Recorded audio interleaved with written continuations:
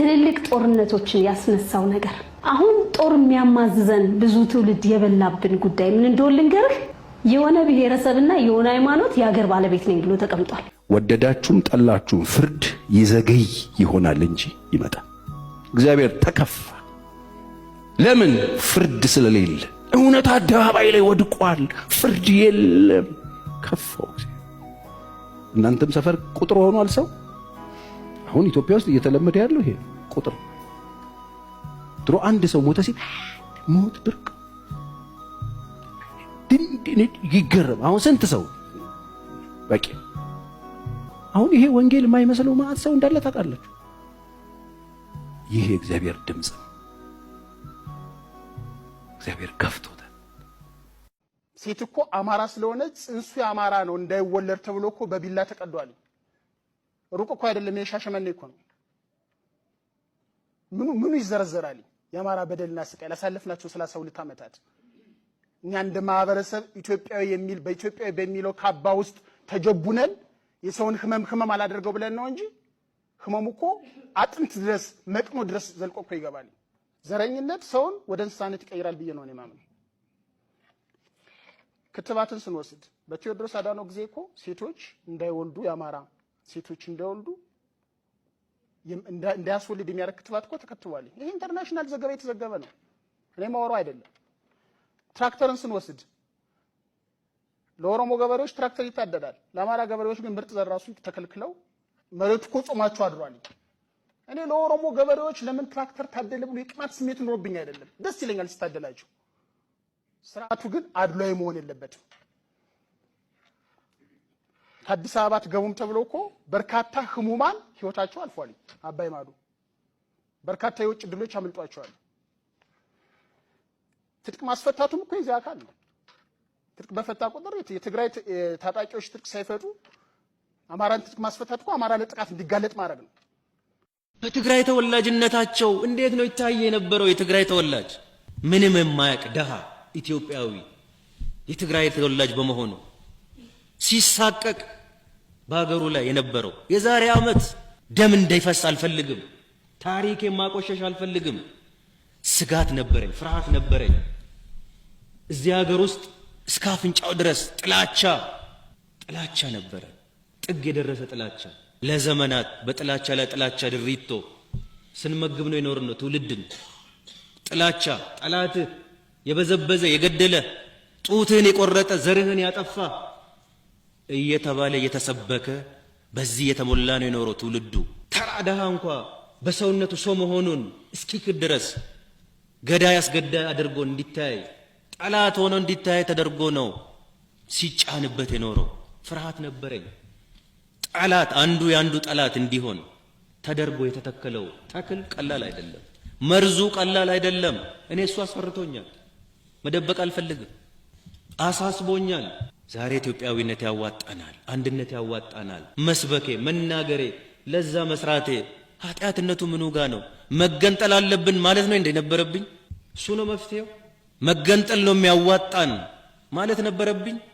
በትግራይ ተወላጅነታቸው እንዴት ነው ይታይ የነበረው? የትግራይ ተወላጅ ምንም የማያውቅ ደሃ ኢትዮጵያዊ የትግራይ ተወላጅ በመሆኑ ሲሳቀቅ በአገሩ ላይ የነበረው የዛሬ ዓመት እንዲሁ ዝም ብለን ብናይ ኖረው እውነት እንዲሁ ያልፍ ነበረ። ያን በማድረጌ እኔ ማንንም አላታለልኩም። ማንንም ላይ ድራማ ልሰራ አይደለም። እውነተኛ ማንነቴ እሱና እሱ ነው። ነገ ማምንበት ለኢትዮጵያ ሕዝብ ለኦሮሞ ሕዝብ አንድነቱ ነው የሚጠቅመው። አንድነት ምርጫ አይደለም። ለኢትዮጵያ ሕዝብ ምርጫ አይደለም። ስንፈልግ የምንወስደው ስንፈልግ የምንጥለው አይደለም። አምንበታል። ስንሰራ ዝናን ለመፈለግ አይደለም፣ ዕውቅናን ለመፈለግ አይደለም። ማንም ዕውቅና ሰጠን አልሰጠን ህሊናዬ ንጹህ እስከሆነ ድረስ ለኔ በቂ ነው። ህሊናዬ እዚህ ጋር ኦቦ ለማ መገርሳ እንደተናገሩት ነገርየው የጅምላ ፍረጃ አካሄድ ነው። ኢትዮጵያ ውስጥ ነገሮችን እያበላሸ የሄደው ይሄ የጅምላ ፍረጃ ምንለው አንድ የአማራ ተወላጅ የሆነ ነገር ቢያደርግ አጠቃላይ ህዝቡን በጅምላ መፈረጅ፣ አንድ የኦሮሞ ተወላጅ አንድ ነገር ቢያደርግ አጠቃላይ የኦሮሞን ህዝብ በጅምላ መፈረጅ፣ አንድ የትግራይ ተወላጅ ይህን ነገር ቢያደርግ በጅምላ የትግራይን ህዝብ በጅምላ መፈረጅ እንደዛ አይነት አስተሳሰብ ውስጥ ከቶናል። ሌላው ደግሞ በሃይማኖትም የጅምላ ፍረጃ አለ። ኦርቶዶክስ እንደዚህ፣ ሙስሊም እንደዚህ፣ ፕሮቴስታንት እንደዚህ፣ ካቶሊክ እንደዚህ እየተባለ የጅምላ አፈራረጅ ነገር ብዙ ጣጣዎችን ይዞ መጥቷል። ሌላኛው ደግሞ ከታሪክ ያለመላቀቅ ነገር ነው። ታሪክ መማሪያ ነው። ያለፈ ነገር ጊዜ ላይ ያለፈ ጊዜ ላይ የሆነ ነገር ቢደረግ መማሪያ ነው። በቃ የሆነ ጊዜ ላይ እንዲህ ሆኗል ይባላል እንጂ ዛሬ ላይ ያለነውን ነገር ይወስንልናል፣ ዛሬ ላይ ያለንበትን አካሄድ ይወስንልናል ማለት አይደለም። የጥንት ታሪካቸው ስንት በጣም ክፉ ነገር የሆነ ዛሬ ትልቅ ቦታ የደረሱ ሀገራት አሉ።